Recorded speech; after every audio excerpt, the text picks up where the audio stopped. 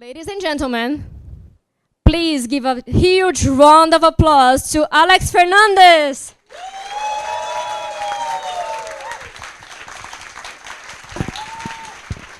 Thank you guys very much. Tell us a little bit about how did it all get started? To answer your question, it started about 16 years ago. My mom got us a Nintendo, and that basically just began the curiosity of playing games. And then, one moment in time, you're like, oh, it'd be cool if we could make games. I have an identical twin brother named Hector, by the way, so there's another one of me walking around. If you say hi to him, he'll pretend he knows you too. So it's one of those things. But basically, Hector and I would play it all the time. And then what ended up happening is in about, would have been 1993, 94 actually. My mom came home with a Hewlett-Packard. Anyone remember Hewlett-Packard? Back in the day, yeah. So HP, as it's called now. So back then, we ended up basically getting this computer, and we started learning how to use it.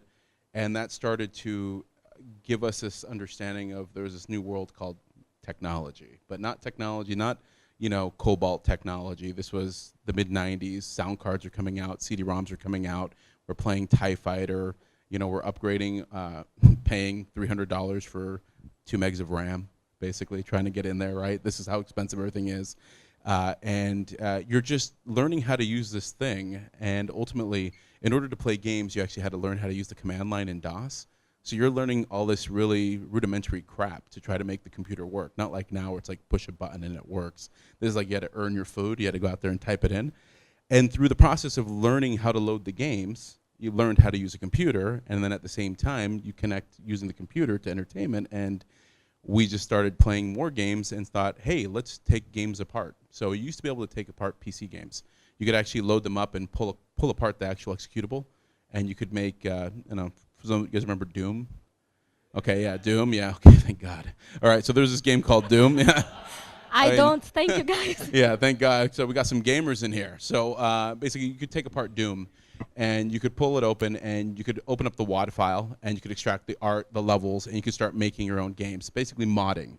So we're teenagers modding games, and we are part of this nerd community, which I will tell you, the difference between now and then is that now it's cool to be nerdy.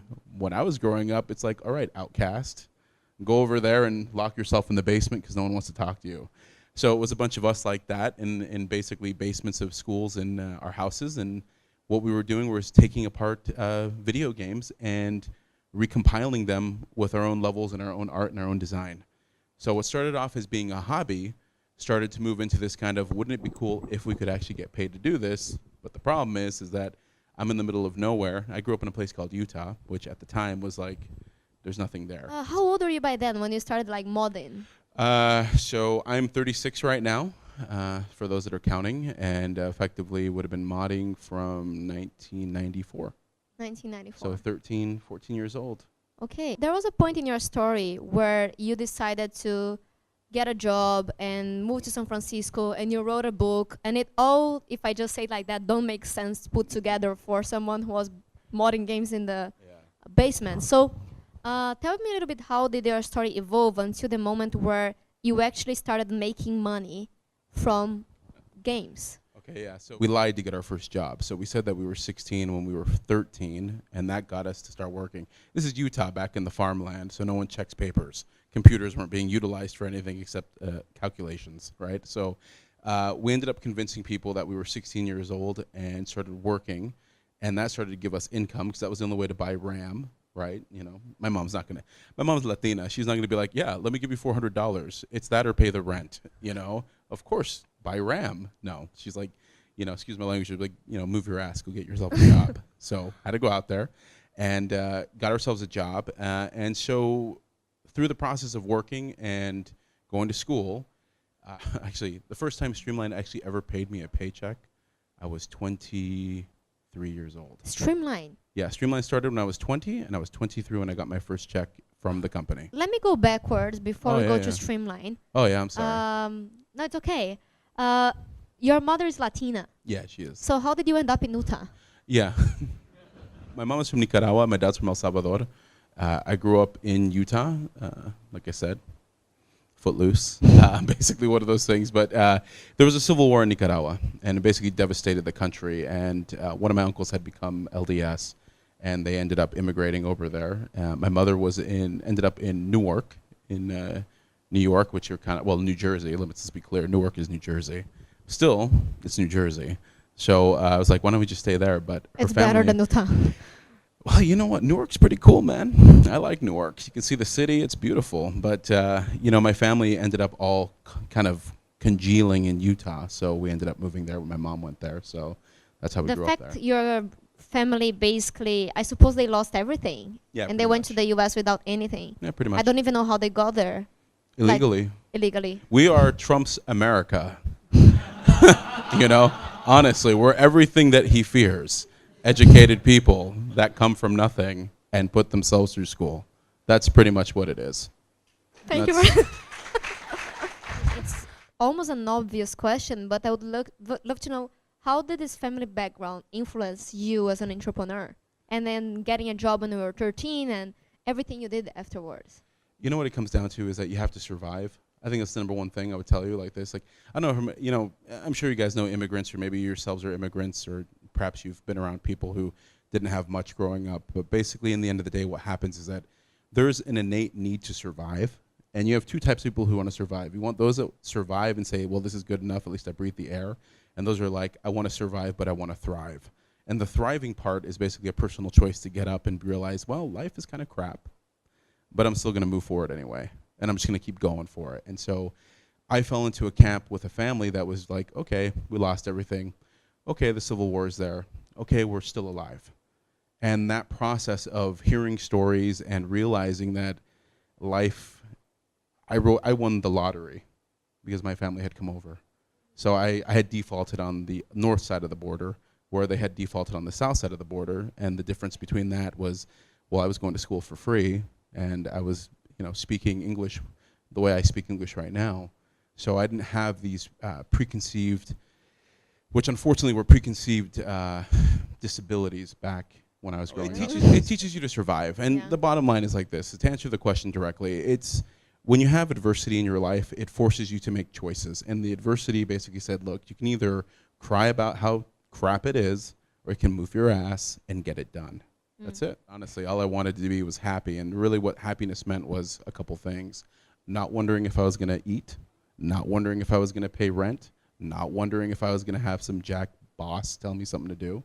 Like, I didn't want to basically live the life that I was watching people around me living, which, the thing is about being an immigrant, especially when you come from a third world country and you come from poverty, you'll do whatever it takes. But then sometimes you can get stuck inside of a rhythm or a pattern where you think that's how it's supposed to be. And I was watching people who were very intelligent, very smart, doing whatever it took just to make it, but at the same time feeling trapped because of the fact that they had no options. And I think that's one of the worst feelings in life, is when you feel like you don't have an option. And that was what, for me, being happy was, is that happiness was having the option. Even if I didn't want to do jack and shit, I didn't have to do anything. I could just do nothing.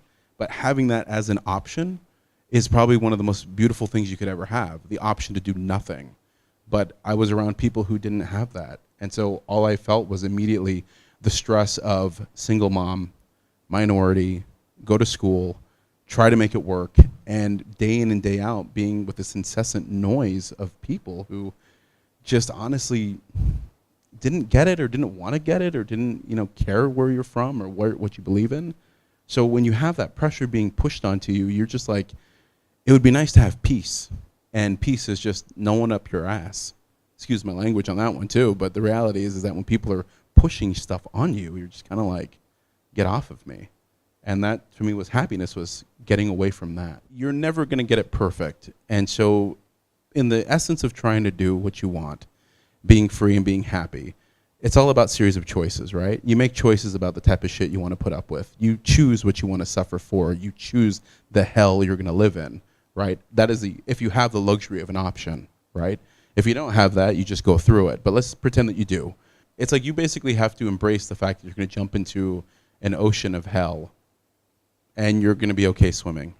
And so what I had witnessed when I was growing up was a bunch of people who fought every day to survive. And what I realized by watching them was that they did what they had to do, So I sat down. I'm like, well, let me take stock. I have nothing to complain about. I'm alive. I'm healthy. I can talk.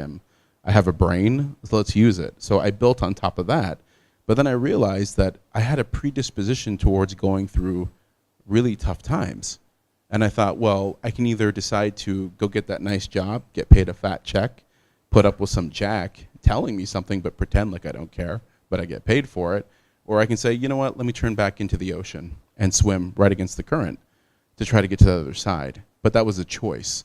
Yeah. And I think the thing is that we, I'm not going to, let me go ahead and put it this way. If anyone finds that romantic, let me tell you it's not.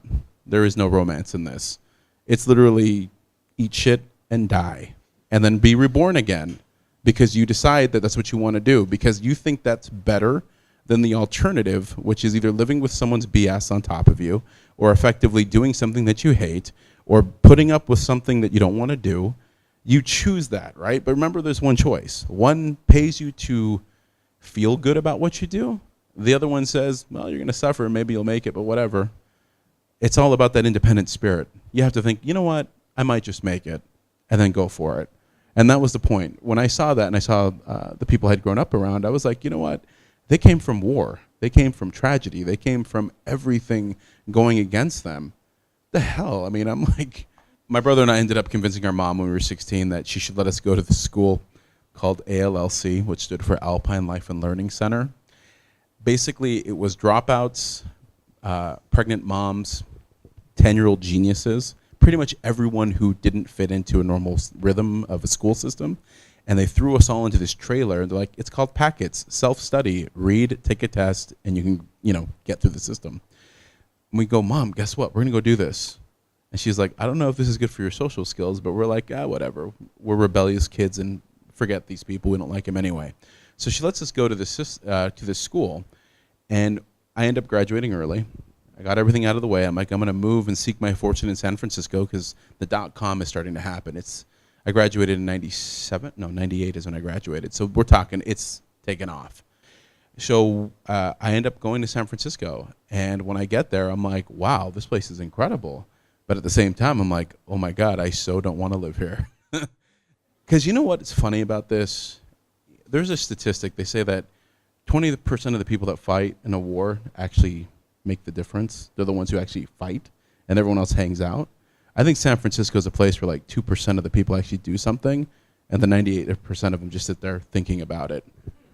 They just kind of swing. They're like, I'll have to publish this video though. Well, it's okay. Listen, it's not offensive to San Francisco, but I mean, the reality is it's like, at that time you could see it. It was very much like you got the people who do and the people who talk. And there's a lot of talkers, and there was hardly any doing. And I kind of sat back down, and I'm like, when the world becomes about raising venture capital, and that's the business model is raising money, that's not a business, that's a charity. It's like you might as well be, go live on the street. I'll be honest with you. I think the guy out on the street begging for money probably has it down better than the person trying to raise money. They know how to get it. And, he's doing it because he needs to. The other one's doing it because he doesn't know what else to do. Entrepreneurship is a lot like falling in love, right? It happens, you feel it, you look at it. One of them hopefully lasts. The other one hopefully does too. But in the end of the day, none of you can see it, but you can feel it. And then one day, boom, it appears. So there's something very seductive about it. It's like pulling something out and being like, here it is. And then you like birth it, raise it. And then at one point it doesn't love you anymore. It says, go away. Forget about entrepreneurship for a second. Being real to yourself is the number one thing. And that's the hardest thing to do. Look at yourself in the mirror and say like, I think I'm amazing, but I really suck. You know what I mean? It's like that kind of truth where you look at yourself and you're like, I think I'm great. And then you start thinking about it. Well, I'm kind of a douche. It's like that type of behavior, that type of rawness. If you can start with that first, then I think you can actually be a really great entrepreneur. When we started the company, I remember going to a bank and they're like, what do you do?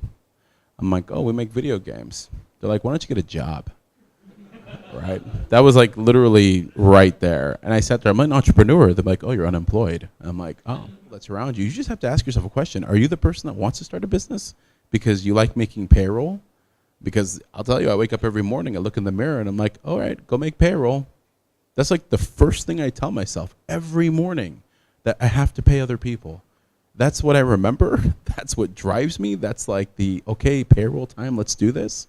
20 years old, you start Streamline Studios. IT consultant, Streamline Studios. That's it. And I'm like, so you jumped from IT consultant to Streamline Studios for the whole life. How did you get your first paying customer? I just start going through the internet for video game companies, which there's not many at the time online. So I'm going through and I'm looking at all the websites that I can find about it and then buying magazines and then cold calling. So I would just pick up the phone and start calling companies, being like, hi, my name is Alexander Fernandez. I'm the sales manager of Streamline Studios. I'd like to speak to the person in charge of video game production. Most of the time they're like, nope. And I must have called 150 people. And then conversion rate like almost none except for one. And all it takes is one. And that one guy, and I'll never forget this, he actually responded. And he's like, I'm doing this remake of Space Quest. Unfortunately never came out, but he's like, hey, I got something. Can you do work for us? And we're like, yeah, of course we can do work for you. Granted, the company's been running for like 6 months at the time, so we're like, shit, we need to eat. So we're like, yeah, let's do this project. And the project, I found the check the other day, the actual, we still use checks, funny enough. Wow. So I'm looking at this thing, and it's basically $6,000 was the first project we ever did. It was six grand, and it was about 20 days worth of work. So I'm looking at this check being like, this is incredible. We have this money here. And that's what we were able to use to go to our first trade show in London, was that check, in order to get to Malaysia. So we end up going through China to get here. And when we get here, we find exactly what we thought we were going to find. Very talented people. Are they ready? You find great talented people out there, creatives, because no one else seems to find them. You know what? I don't think anyone's ever ready. I think that's the biggest problem. I think you're waiting for people to be ready, but ask yourself a question: were you ready? I wasn't ready. I think you just do it. I look at people in a very basic way. Are you going to do it, or are you not going to do it? And it's all up to you. We have this way of looking at things at the company where we'll just throw you into the deep end, and if you survive, you can swim, and if you drown, well, it wasn't a good fit. But the thing is, what we look at is basically this: is that if you have the drive and the ambition, you will make it happen. And talent generally is a piece of it, but really it's the willingness to learn that defines whether you'll be successful or not. Because effectively how we look at world is either you're going to get up and do your best and put everything into it to work on your dream, what you say is your dream, or you're just going to be one of those people that just talked about it. Then you can't work at a company like ours because we expect 150 to 200% of you. And I really have to say something about this. I am very brutal like that. It's like, I will tell you, I don't have to tell you to get up to come to work. I don't have to tell you to brush your teeth.